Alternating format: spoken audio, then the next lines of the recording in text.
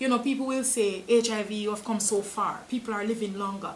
AIDS not kill nobody is what they tell us. Every day we go on the road, people tell us that. Well, something have to kill me and AIDS not kill nobody. So if you know all of that, why are you using it as a means to discriminate against persons who are living with HIV? So you've been associated with the Jamaica AIDS Support for Life for more than a decade? More than a decade. More than a decade. Okay. What keeps you, what makes you do it? What keeps you going? Oh, Martin. Listen, it's just dynamic work. I know I'm a social development person. That's always my passion. I'm a rural girl. I believe in development and I believe in equity and I believe in opportunity and I believe that everyone deserves a chance. And so I've always been driven into this type of a work, you know, development work. And JASL in and of itself has been just so dynamic. So we started off with one thing, but here we are, and here I am more than 10 years later. Because the work manages to keep us engaged, keep me engaged and inspired. I've seen the difference that we've been able to make as an organization. And every year we are faced with new challenges that we have to overcome. So I think I am attracted to issues because I love when a solution can be found and we implement those and we see how it manifests in the lives of people and get the kind of output that we want. So, you know, I go back, I always remember my interview when I was being interviewed for this job. I said to them, I'm not a long distance runner. I'm someone that is easily bored. And so to see that I have stayed beyond a decade means that there is so much here that I think that I'm able to do and achieve as a citizen of the country, firstly, of course, for my fellow Jamaicans. Yeah. Until we're able to find a cure, we're not going to be able to let go of the people that come in contact with the organization. And so we've been able to have a service that people feel, you know, that they are in love with and they come. We don't have to be running down people to say, remember, you need to come, you need to come. People, you know, because of the nature of the service and the dignity and the quality of the service, persons, you know, they meet those needs. And then, of course, we're seeing great rates. And so retention is above 90%, which is further than where we are to be in the world.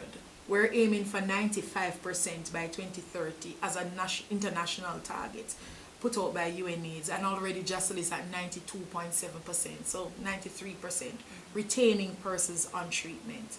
And then when we're talking about getting them to that stage where their HIV is fully managed and controlled and they're at viral suppression, we're at 88%. And so we feel very good that we're able to see these results manifest in our clients. When you talk about change in terms of stigma and discrimination, in as much as that has changed, that has not changed.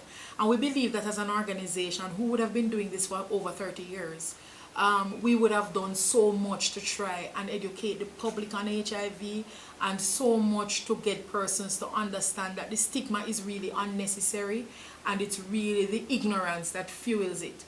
But we have taken the position that it's not for a lack of education why we still have stigma and discrimination. We believe that it is something now that the policymakers, the legislators need to do something about.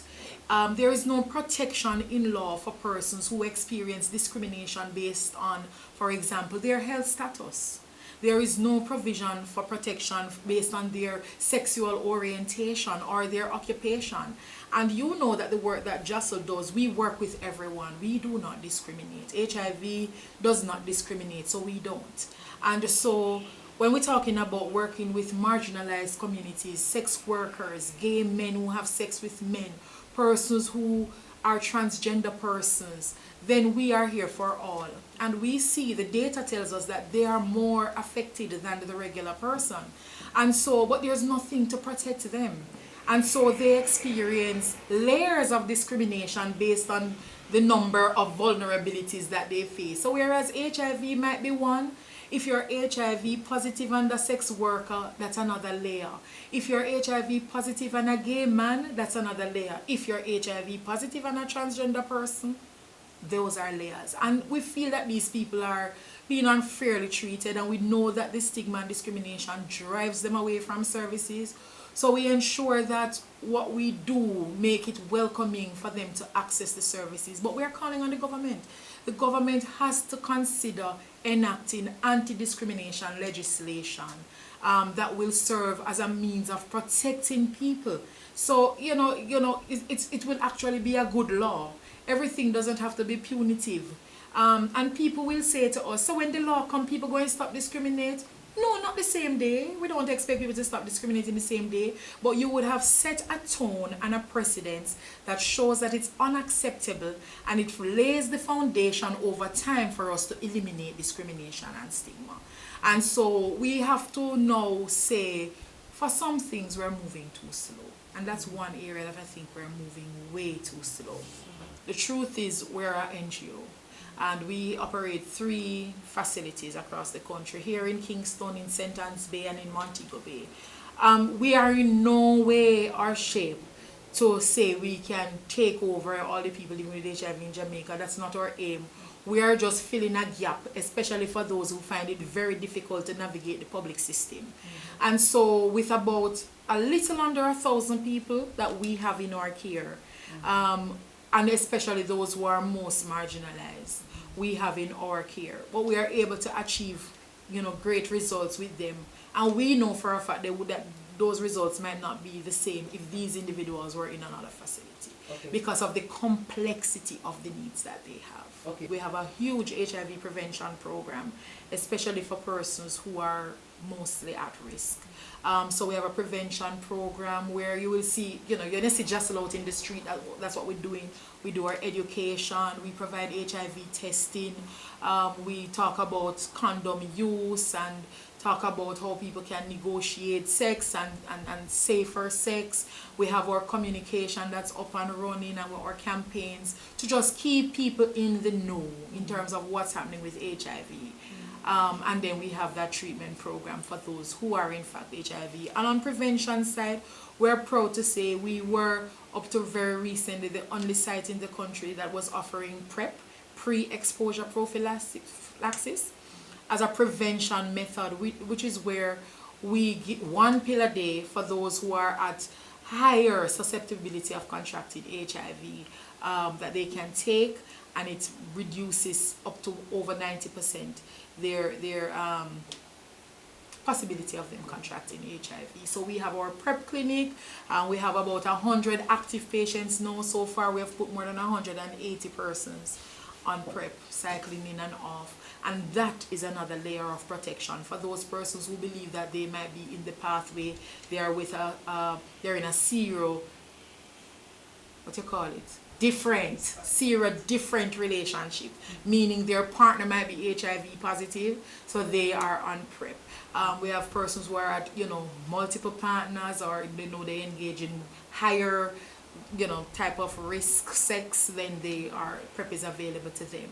And then we also have post-exposure prophylaxis for persons who, experience an event that could have, exposed them to HIV. So for example, rape. Someone was sexually assaulted and raped and felt that, they needed protection, then they get post-exposure prophylaxis. So we have kind of like the morning after pill? It's kind of like, yes. We don't like to say it like that, but yes, it's a similar concept applies, scientific concept applies, that if you're able to reach it quick enough, it won't get a chance to take a hold in your body. Just whilst we're an NGO, we do work very closely with the Ministry of Health, especially the HIV STI control unit in the ministry. We work as a part of the broader program, and I know that one of the biggest things that they've worked on over the years, all of us, is working with the Ministry of Education and their Health and Family Life Education program to ensure that the areas within that particular subject covers the HIV pieces. And I, from time to time, I use my children as the meter, because I have children at every level of school. So I see what they come home to talk to me about based on what they learned in school. So HFLE does happen. We feel that it could be done more because it depends on a teacher's comfort level to deliver topics talking about sex. We get to talk about sex culturally. But more and more we know that there's a drive to get those teachers, our guidance counselors, who are more comfortable to have conversations with young people to teach the subject. So there has been some changes there where we know that it's a part of the school's curriculum for them to talk about HIV. And of course, whenever a school calls, they really call all throughout the year, and whenever they call, we respond. Because the thing with HIV is that the material can be broken down to match the age of the child that you're talking to. There are age appropriate ways to talk to young people about HIV. So we try to talk to them about it as soon as, you know. But I always urge parents to get knowledgeable, and these are conversations that we are encouraging parents to also have with their children. Donors. Let me tell you something. JASL couldn't be anything without donors who buy into the vision of the organization, understanding what it is that we're seeking to get to our clients. So for example, one of the main ways we have been able to resolve that is with the availability of funding.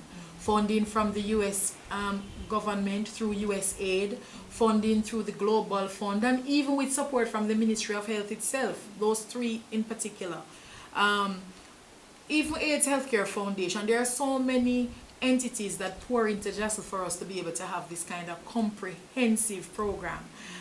So, for example, now my doctors, they work on a sessional basis, and with the support of the Global Fund and the USAID, I'm able to always have doctors here to meet the clinic roster. And so it's now a paid service. I'm no longer asking purely for a volunteer doctor who can fit me in to come in to see the clients. So that is a part of what has changed, as well as you had asked earlier, Ms. Virtue. In terms of we've been able to get some support from the donors to make the program what it is, and it is, can't tell them thanks enough, because you know, when you really come to a JASL and you have to go through the service and you experience it, we know we have a good offering on the table for people, and the clients make it known. They tell us every day how grateful they are and how they feel when they access the services. But again, the donors are what, you know, they have really bought into the vision of the organization and the service that needs to happen, and they have been really using their cash to show they care. Our signature event on World AIDS Day is our candlelight vigil. You know, the Gleaner always comes. Yes, it's our signature event. It's a very somber event on our calendar because it's the day that we pause to reflect on those whom we have lost, and to show that we're standing in solidarity with the people who are still living with HIV, because we don't want to go back to the 80s and the early 90s. And so we pause that day and we reflect and we charge up to continue the fight until the back of it is gone. And even then, I think we'll still have World AIDS Day, because we still need to remember. We should always remember. Okay. How many have you lost in Jamaica since the year? I don't know about the country, but in Kings, let me tell you something. We're on the heels at JASL. That's what we do every year. We have our quilt, and we look at who we lost over the year, because we don't know what is happening elsewhere. You know, the funny thing is, HIV is not what we're losing people to. Ms. Virtue. I know. Well, so it's violence. It's violence. So we're losing our clients in the last 3 years. I would say maybe we lose let's say 6 clients, and 4 out of the 6 is due to violence. Yes, we're losing our clients to violence. And so people will see us talk about violence and they're like, what JASL do I talk about violence? I know HIV, you know, do. No, these issues are intersectional issues. So even for our community, that we are here with a program trying to not make people die from HIV, but we are losing these very same people to violence. You see, so you see why we say we have more work to do. That is not just HIV work, you know, broader development work, because we are losing. The number so far, I think we have about 4 persons so far, but by the time the quilt come and they count, they might find 2 more. But 4 persons we have lost since here. And so far, those 4 are HIV positive persons. But who were violence killers. Yeah. it's hard because especially for the you would have to.